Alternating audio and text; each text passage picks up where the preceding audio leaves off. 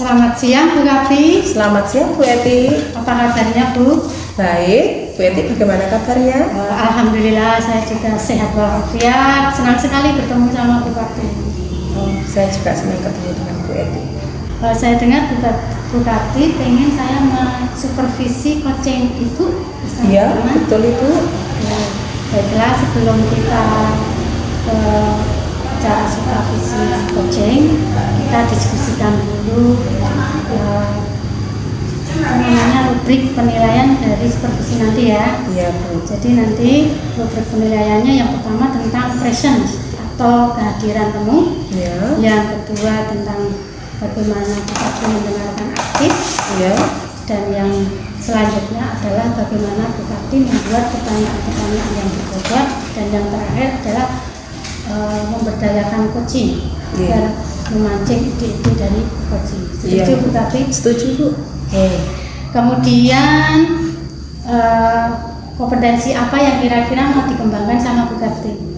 Kompetensi yang akan saya kembangkan itu yang pertama kehadiran penuh atau presence, yang kedua mendengarkan aktif, dan ketiga mengajukan pertanyaan yang berbobot Ibu. Oke, nah dari ketiga kompetensi itu kira-kira yang mana yang mau ditekankan atau diprioritaskan? Yang saya tekankan itu mendengarkan aktif dan mengajukan pertanyaan yang berbobot Ibu. Oke, berarti di sini Bu Kapi pengen mengembangkan membuat pertanyaan berbobot dan mendengarkan aktif ya? Iya. Kemudian nanti apa indikatornya bahwa kompetensi itu sudah berjalan baik atau sudah berkembang Bu? Indikatornya nanti saya berharap coach nanti dapat merencanakan apa yang ingin dilakukan dengan rencana aksinya dan dapat menyelesaikan permasalahannya itu. Oke, baik, itu udah siap kita mulai coaching hari ini? Siap Bu. Oke, kita mulai saja. Ya, selamat siang Ibu. Ya. Bagaimana kabarnya? Alhamdulillah baik Bu. Ya. Saya mendengar tadi Pak Arafat mau bertemu saya, ada apa? Ya, saya ingin ingin tukar pikiran sampai untuk menghadapi permasalahan yang sama kami hadapi di kelas saya Ibu. Ya, seperti itu. Ya, ini waktunya juga tepat, kita bisa bertemu ya Pak ya di waktu yang tepat. Nah, apa Pak kira-kira dengan kok perasaannya saya lihat kok tidak tenang, itu ada apa permasalahan apa Pak? Ya, kebetulan kan saya ini saat ini jadi wali kelas di kelas 10 gitu. Saya banyak mendapat laporan dari guru-guru apel itu bahwa ketika diajar itu anak-anak banyak yang di kelas itu mainan HP seperti itu. Jadi ketika kondisi guru menerangkan, mereka justru asik dengan HP-nya, entah itu WA-an, entah itu ada yang main game seperti itu, tidak fokus ke pelajaran yang sedang disampaikan oleh gurunya, tapi mereka justru malah mainan HP, dan ini sudah banyak guru-guru yang lapor ke saya seperti itu. Ya, jadi pokok masalahnya bahwa anak-anak di kelas banyak yang menggunakan HP setelah pembelajaran. Iya, anak-anak banyak menggunakan HP setelah pembelajaran seperti itu. Jadi menurut Pak Arafat, apa yang diharapkan Bapak pada obrolan kita hari ini? Ya, yang kami harapkan ya setidaknya saya punya mendapatkan ide-ide segar, mendapatkan solusi bagaimana cara mengatasi agar anak-anak yang sering mainan HP di kelas ketika pelajaran ini diatasi dengan cara seperti apa, karena kan juga sejauh ini tindakan yang sudah kami lakukan ternyata juga belum ada perubahan yang signifikan seperti itu. Iya, baik Bapak. Menurut Bapak, hal-hal apa saja yang membuat anak-anak itu kok lebih tertarik dengan HP daripada saat pembelajaran itu? Ya, jadi kondisi seperti ini saya amati itu muncul setelah era pandemi COVID seperti itu. Ya. Jadi dulu ketika era pandemi COVID, anak-anak biasa pembelajaran secara daring menggunakan HP seperti itu, setiap hari mereka belajar menggunakan HP. Nah, ketika kemudian mereka kembali ke kelas, ke sekolah untuk melaksanakan pembelajaran tatap muka, atau kebiasaan menggunakan HP ini tidak bisa lepas dari mereka seperti itu, sehingga tetap pelajaran itu mereka tetap pegang HP seperti itu, karena memang dulu COVID selama 2 tahun itu mereka sudah dikondisikan seperti itu. Nah, sekarang untuk merubah kebiasaan ini ternyata juga tidak mudah untuk menghentikannya, dan itu terbawa sampai sekarang. Anak-anak tetap asyik dengan HP-nya ketika pembelajaran sedang berlangsung, meskipun ya mereka harus dengan cara mencuri-curi seperti itu, mencuri-curi kesempatan agar tidak ketahuan oleh gurunya seperti itu. Oh begitu Pak ya. Kalau misalnya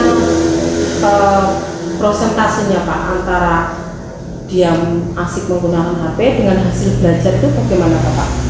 Ya, kalau prosentasenya antara menggunakan HP dan hasil belajarnya ya turun gitu ya. Artinya kan memang mereka lebih banyak main HP-nya, sehingga kalau pencapaiannya itu kan turun gitu. Artinya kan nilai ulangan barangkali tidak banyak, yang KKM sedikit seperti itu. Kemudian banyak materi-materi yang tidak dikuasai oleh anak karena barangkali mereka tidak fokus, artinya tidak hadir, tidak ada di mereka di kelas, tapi mungkin pikiran mereka kan fokus di HP mereka, tidak fokus di pelajaran yang sedang diberikan oleh gurunya seperti itu.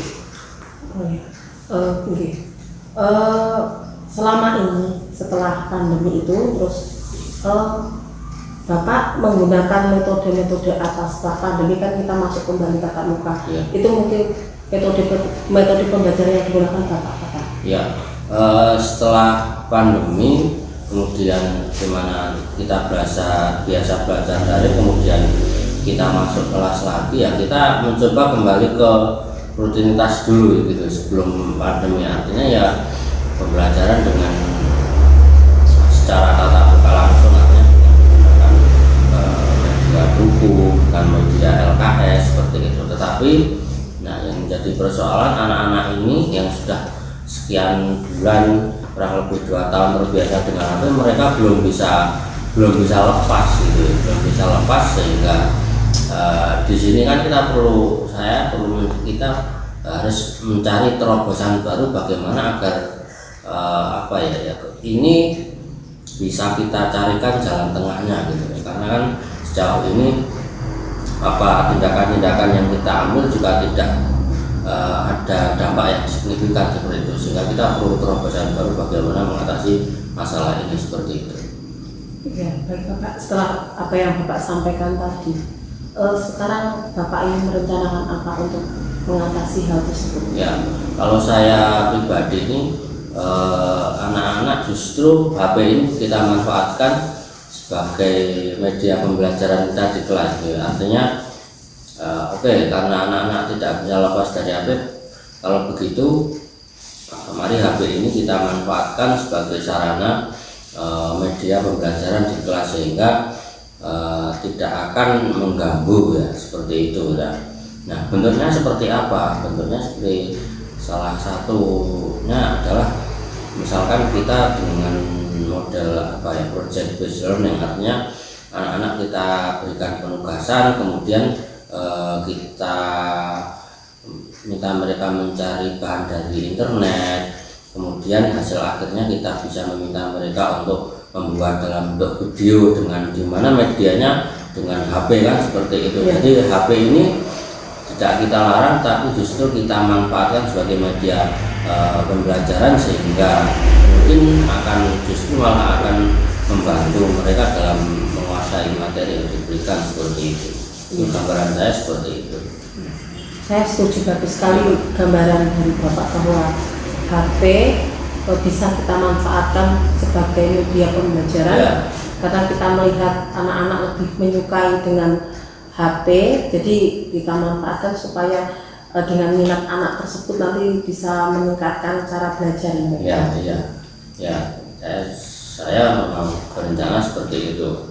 Ya, jadi HP itu kita gunakan untuk media pembelajaran di kelas seperti itu. Jadi digunakan sehingga guru tidak lagi dipusingkan dengan siswa yang setiap pelajaran hanya pegang HP, tapi HP ini digunakan untuk aktivitas-aktivitas pembelajaran, bukan untuk nge-game, bukan untuk ngechat. Misalkan anak kita suruh cari artikel, suruh cari katakan membuat presentasi dengan PowerPoint atau Canva, dengan untuk video editing dan sebagainya. Justru kan dengan disibukkan seperti itu, mereka tidak ada punya waktu lagi untuk main-main dengan HP mereka di kelas seperti itu. Iya Bapak. Nah, untuk mewujudkan rencana Bapak tadi, kira-kira siapa yang akan membantu Bapak dalam rencana tersebut? Oke, yang akan saya ajak untuk ini adalah yang pertama adalah guru TIK ya, guru informatika di sini. Katakan guru informatika itu mungkin secara konten dia lebih menguasai ke teknologi, bagaimana teknologi HP gitu ya. Artinya aplikasi aplikasi apa saja yang harus ada di HP anak itu yang bisa dimanfaatkan untuk kegiatan pembelajaran, ataupun barangkali kalau selama ini kita ulangan menggunakan berbasis paper, berarti kita kan bisa menggunakan aplikasi-aplikasi yang itu bisa dipasang di HP seperti itu kan. Sehingga kan di sini menurut saya orang yang paling tepat di sini adalah guru informatika yang bisa saya ajak untuk berkolaborasi dalam ini untuk mewujudkan rencana saya ini seperti itu. Ya, bagus sekali Bapak itu sudah mempunyai rencana akan berkolaborasi dengan guru TIK yang notabene itu sudah mempunyai, ya namanya guru TIK kan lebih berkompeten jadi segala sesuatunya bisa membantu nanti anak-anak bagaimana kita membuat berbagai macam tugas dengan menggunakan fitur-fitur yang ada di IT tersebut ya. Jadi ya, semoga apa yang Bapak rencanakan nanti dapat berjalan dengan baik sehingga anak-anak dapat dengan ketertarikan menggunakan HP, maka HP itu dapat bermanfaat. Jadi tidak hanya untuk bermain saja. Semangat ya Bapak. Semoga berhasil dalam menjalankan rencana tersebut. Terima kasih. Setelah kita melaksanakan kegiatan coaching tadi, bagaimana perasaan Pak Arafat? Perasaan saya sekarang jauh lebih lega karena sekarang kan saya sudah mendapatkan ide, sudah punya gambaran apa yang mesti saya kerjakan, mesti saya lakukan untuk mengatasi permasalahan di kelas saya ini ya, untuk mengatasi bagaimana anak-anak yang banyak bermain HP ketika pelajarannya. Sehingga dari sesi coaching yang tadi sudah kita laksanakan, alhamdulillah saya sudah bisa mendapatkan pencerahan, mendapatkan gambaran, dan akan saya eksekusi segera ide-ide yang kita dapatkan di sesi coaching ini. Ya, terima kasih Bapak. Semoga kegiatan ini bermanfaat. Nanti mungkin bisa lain waktu kita bisa ngobrol seperti ini Pak, kita sharing-sharing. Ya, mudah-mudahan ini dapat bermanfaat bagi kita semua untuk kelancaran belajar anak didik kita. Terima kasih. Baiklah Bu Bakti, tadi kita sudah melaksanakan sesi coaching untuk melihat keberhasilan panjenengan. Apa yang sudah panjenengan laksanakan pada sesi coaching tadi sebagai indikator bahwa pengembangan indikator coaching jenengan sudah berhasil. Ya, saat coaching saya sudah menggunakan alur tirta, yaitu menanyakan tujuan, identifikasi, rencana aksi, dan tanggung jawab. Kemudian saya minta izin untuk izinkan saya untuk membacakan catatan saya berdasarkan pengamatan observasi saya bahwa panjenengan sudah melakukan coaching dengan alur yang menuntut sistematis sesuai dengan alur kita. Kemudian juga sudah ada kehadiran penuh dan mendengarkan aktif. Kemudian panjenengan juga sudah memberikan menggunakan pertanyaan yang berbobot sehingga si Oji bisa menemukan ide-idenya. Terima kasih Bu. Oke, kemudian kira-kira kompetensi apa lagi yang ingin Ibu kembangkan pada kesempatan berikutnya? Saya ingin lebih memahami bagaimana menjadi coach yang baik, dengan menggunakan alur tinta supaya saya dapat bisa menggali pertanyaan-pertanyaan yang berbobot supaya Koji dapat menemukan ide-ide yang lebih baik lagi, lebih bervariasi, yang pasti bisa menyelesaikan suatu permasalahan yang sedang dihadapi. Bagus tuh, tetap semangat untuk selalu belajar ya. Ya. Kemudian terakhir, bagaimana perasaan Ibu setelah kita melakukan sesi coaching ini dan observasi ini? Perasaan saya senang. Terus ini merupakan pengalaman ya buat saya. Sebelumnya saya juga seperti ini, mungkin masih kurang begitu paham. Jadi dengan seperti ini kita bisa bertukar pikiran, yang pasti menambah pengetahuan saya. Sama-sama kita juga saling belajar. Ya. Ya, besok insya Allah kita bisa ketemu di lain kesempatan. Ya, terima kasih Bu atas waktu.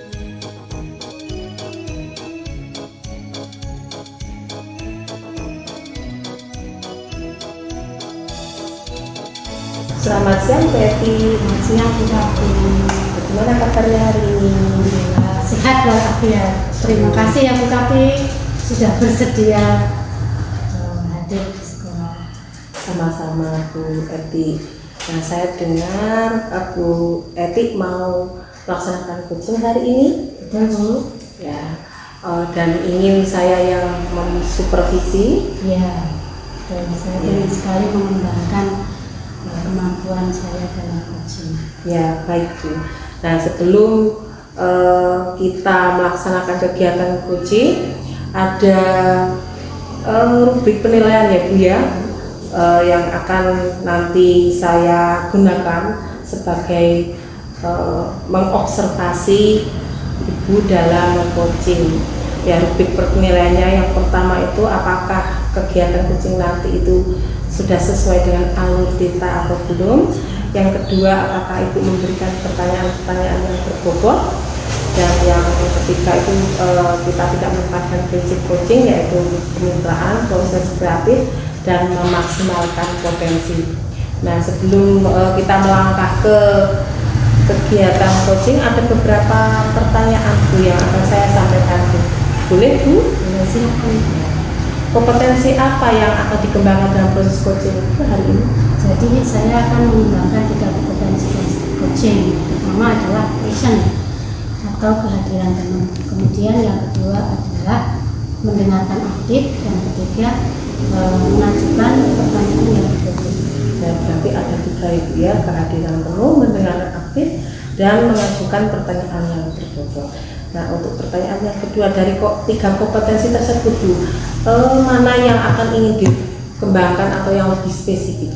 Saya lebih ingin mengembangkan di bagian mendengarkan aktif, karena dengan mendengarkan aktif saya bisa menangkap kata-kata kunci dari permasalahan coaching. Kemudian saya juga bisa membuat pemantik atau pertanyaan yang berbobot untuk memancing ide-ide dari coaching dalam mengambil aksi untuk menyelesaikan permasalahan. Ya, baik Bu, bagus sekali ya. Yang ketiga, kira-kira indikator apa Bu yang akan Ibu lihat sebagai keberhasilan nanti kegiatan coaching itu? Jadi untuk melihat keberhasilan coaching tadi, indikatornya saya apabila coaching bisa menemukan ide-ide tersebut dalam menyelesaikan permasalahan. Coaching juga bisa lebih percaya diri dalam mengambil aksi nyata itu. Mungkin itu. Ya, terima kasih Bu. Nah, nanti mudah-mudahan kegiatan coaching nanti berjalan dengan lancar ya Bu ya. Siap Bu untuk kegiatan coaching ya? Ya, Mari. Oke. Assalamualaikum Pak Rokat. Assalamualaikum warahmatullahi wabarakatuh. Bu Eti. Alhamdulillah. Gimana kabarnya Pak Rokat? Alhamdulillah kabarnya baik dan sehat. Selamat ketemu. Begini, katanya Pak Rokat ingin bincang-bincang. Kita mau sharing-sharing. Kita punya kesempatan hari ini, mohon kita sharing-sharing Pak Rokat. Kira-kira apa yang mau kita bicarakan nih, Pak? Jadi pada sesi coaching ini sebenarnya saya ingin mendapatkan solusi, mendapatkan ide-ide segar, ide-ide baru dari permasalahan yang mungkin sedang saya hadapi. Ini kaitannya dengan kelas yang saya ampuh gitu. Oke. Jadi kita akan berdiskusi tentang permasalahan di kelas Alfa. Iya, kurang lebih seperti itu. Namanya bagaimana, Pak? Ya, jadi saya ini kan mengajar bahasa Inggris di kelas 10 gitu ya Bu. Dan ternyata dari diagnostik yang saya lakukan terhadap anak-anak kelas 10 ini, penguasaan kosakata mereka itu masih sangat rendah sekali. Akibatnya apa? Akibatnya dampak yang paling terasa, mereka itu tidak bisa memahami bacaan, bahkan bacaan dengan kategori kesulitan yang paling rendah seperti itu. Jadi kategori mudah seperti itu. Sementara kan untuk guru-guru di SMA sendiri kan mayoritas adalah didominasi oleh bacaan, sehingga kalau tidak anak-anak itu masih kesulitan untuk menerjemahkan kemudian memahami sebuah isi bacaan, maka itu sebuah indikasi bahwa tingkat penguasaan kosakatanya masih sangat rendah, karena ini kan akan terus berlanjut di kelas selanjutnya, kelas 11 dan 12 seperti itu. Jadi permasalahan di kelas Bapak itu penguasaan kosakata anak-anak yang kurang. Iya, penguasaan vocabulary yang menurut saya masih rendah, masih di bawah standar yang seharusnya seperti itu.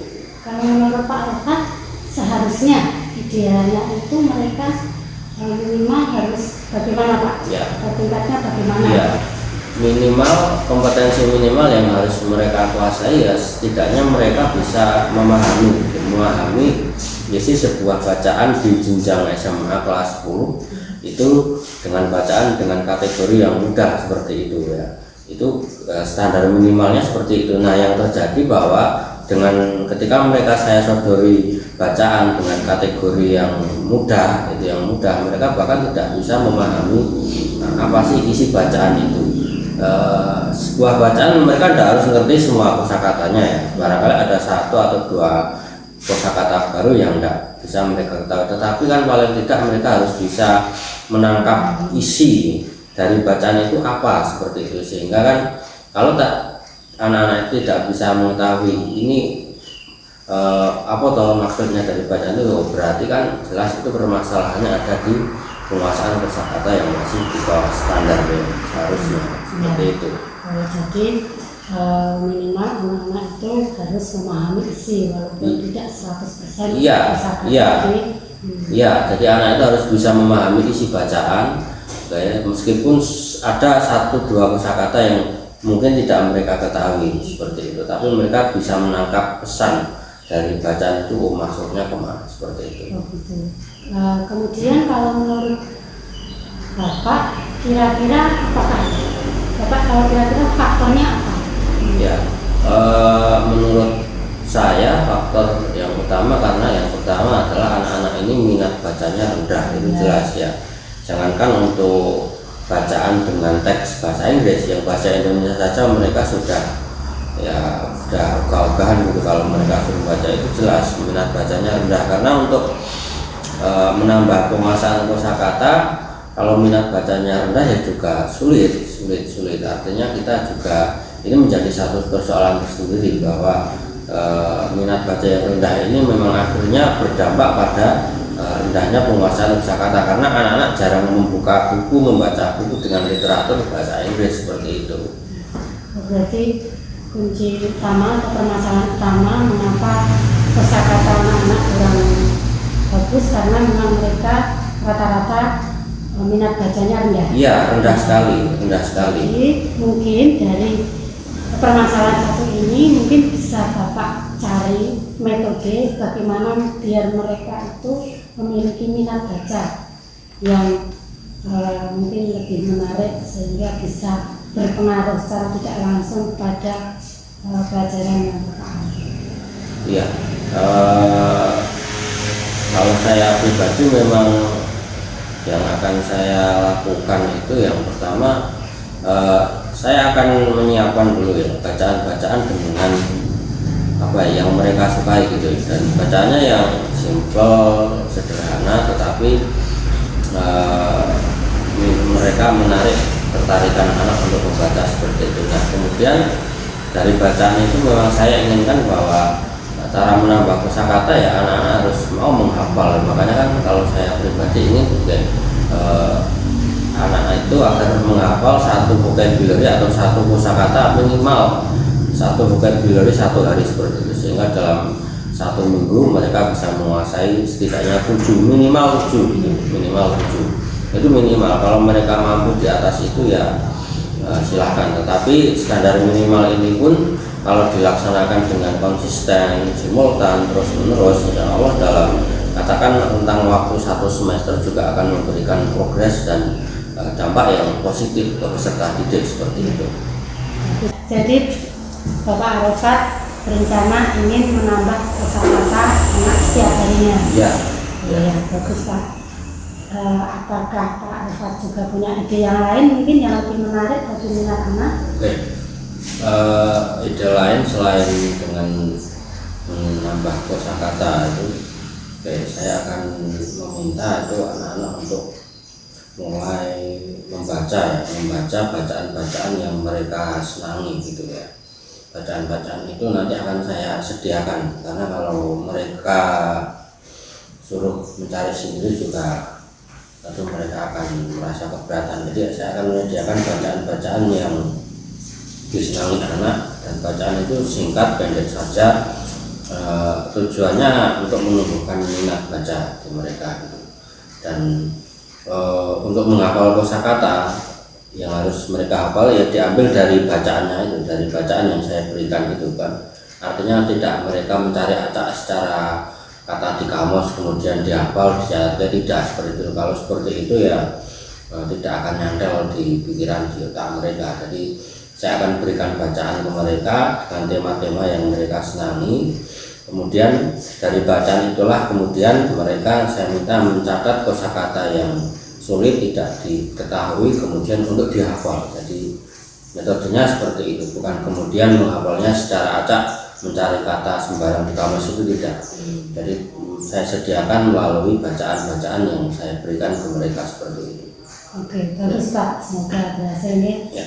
Kemudian untuk mewujudkan rencana Bapak itu kira-kira apakah ada orang lain yang perlu dilibatkan? Oke. Yang perlu saya libatkan salah satunya adalah wali kelas ya, karena wali kelas itu kan mengetahui kondisi peserta didik di kelas itu secara detail, baik kondisi sosial ekonomi keluarganya, latar belakang lainnya kan seperti itu, sehingga barangkali adakah selama ini kesulitan belajar yang dihadapi tiap-tiap anak kan mungkin berbeda kan seperti itu kan. Ada anak yang barangkali secara ekonomi mereka mampu, buku tersedia tetapi malas-malasan gitu ya. Tetapi ada anak-anak yang barangkali kurang mampu tetapi mereka memiliki keterbatasan, dan itu kan beragam sekali di kelas itu. Makanya kan saya perlu melibatkan wali kelas agar bisa memetakan secara lebih detail kebutuhan peserta didik itu seperti apa, sehingga saya kan bisa memberikan tindakan yang tepat ke peserta didik seperti itu. Oke, ide bagus. Jadi dengan merangkul wali kelas, Bapak Arafat ingin meningkatkan minat belajar dan menambah kosakata, terutama kosakata bahasa Inggris. Iya. Bagus sekali tuh Pak. Kira-kira rencana Bapak Arafat mau dimulai kapan Pak? Oke, kalau untuk rencana akan mulai saya jalankan mulai minggu depan, karena ini kan tidak sulit. Jadi mulai minggu depan akan sudah mulai saya laksanakan menghafal satu kata satu hari satu vocabulary, 1 minggu. Dan nanti kalau kita ketemu dalam pelajaran bahasa Inggris ketemunya seminggu sekali ya, mereka harus setor hafalan minimal 7 kosakata, dan itu pun 1 kosakata per hari. Itu pun kalau kemudian dilaksanakan secara kontinu terus menerus dalam 1 semester, insya Allah sudah akan ada progres yang positif. Oke, bagus sekali Pak. Dengan permasalahan Bapak Arafat untuk menambah kosakata bahasa Inggris, Pak Arafat mau bekerja sama dengan wali murid. Rencananya mulai minggu depan ya Pak ya. Ya, Mulai akan minggu depan mulai kita dilaksanakan menambah UKEK dari anak minimal 1 hari 1 kosakata. Ya. Semoga lancar ya Pak ya. Ya, terima kasih Bu, terima kasih. Semoga anak juga akan ditambah kosakatanya Terima kasih dan Bu. selain itu juga menambah minat baca. Ya, terima kasih. Setelah kita melakukan coaching ini, gimana Bapak, perasaan Bapak gimana? Perasaan saya menjadi lebih lega ya sekarang ya, karena setidaknya kan saya sudah mendapatkan gambaran ide-ide baru yang apa yang mesti saya perbuat seperti itu, sehingga kan sudah lebih lega, lebih cerah gitu kan, sudah ada pencerahan sekarang seperti ini ya. Terima kasih, semoga rencana Bapak berhasil. Ya, terima kasih Bu. Ya, Terima kasih. selamat dan semangat. Ya, terima kasih Bu. Oke, saya kira kita coaching yang kita akhiri sampai sini ya Pak. Mungkin di lain waktu kita bisa Ya, terima kasih Bu. sharing-sharing Ya. lagi. Semoga Bapak diberi semangat dalam melaksanakan aksi Ya. Bapak. Terima kasih. Baik Bu Evi, tadi Ibu telah melaksanakan kegiatan coaching. Nah, bagaimana perasaan Ibu saat ini? Alhamdulillah saya lebih bersemangat lagi untuk belajar mengembangkan kemampuan coaching. Ya, di sini apa yang sudah dilakukan dalam coaching tadi sebagai indikator keberhasilan Ibu dalam mengembangkan kemampuan coaching itu? Dalam sesi coaching tadi saya sudah berusaha untuk hadir sepenuhnya, kemudian saya juga sudah mendengarkan secara aktif untuk pertanyaan-pertanyaan yang berbobot dengan memancing ide-ide dari coaching, dan saya juga sudah melakukan coaching sesuai dengan alur kita. Iya Bu. Kira-kira itu. Iya. Saya tadi juga melihat saat observasi, saya juga melihat Ibu sudah proses coaching sudah berjalan dengan baik. Alurnya juga sudah sesuai dengan alur kita. Ibu juga sudah menggali dengan pertanyaan-pertanyaan ke Pak Arafat, sehingga coaching dapat merencanakan rencana aksi dan langkah-langkah dalam menemukan solusinya. Terima kasih. Sama-sama Ibu. Pertanyaan lagi Bu, kemudian kompetensi apa Bu yang ingin Ibu kembangkan berdasarkan hasil coaching tadi untuk dilaksanakan berikutnya Bu?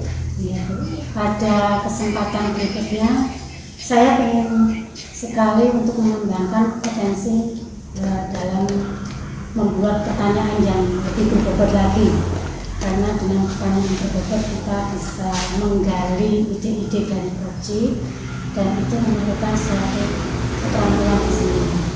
Mungkin itu untuk kesempatan berikutnya. Ya, bagus sekali Bu, Ibu sudah merencanakan, sudah merefleksi diri apa saja yang sudah dilaksanakan dan untuk memperbaiki untuk kedepannya. Nah, mudah-mudahan dapat berjalan lebih baik lagi ya Bu ya. Nah, mungkin sebelum saya mengakhiri dari diskusi kita hari ini, nah mungkin Ibu bisa mengemukakan perasaan Ibu bagaimana saat ini. Ya, dengan kita berlatih seperti ini dan dengan saya diamati oleh Ibu, saya merasa lebih paham, saya lebih merasa punya kepercayaan diri untuk praktek coaching, dan insya Allah mudah-mudahan bisa saya terapkan nanti di sekolah bersama teman-teman sejawat untuk membantu menyelesaikan permasalahan teman-teman saya. Amin ya, mulia sekali Ibu. Untuk rencana yang akan Ibu laksanakan mudah-mudahan dapat berjalan dengan baik. Mungkin ada yang Ibu sampaikan tadi dapat mungkin kita nanti bisa bertemu kembali Bu ya dengan diskusi seperti ini supaya menambah pengalaman kita. Ya, terima kasih Ibu. Sama-sama, saya juga terima kasih ya Bu ya. Bisa sami. Selamat sore.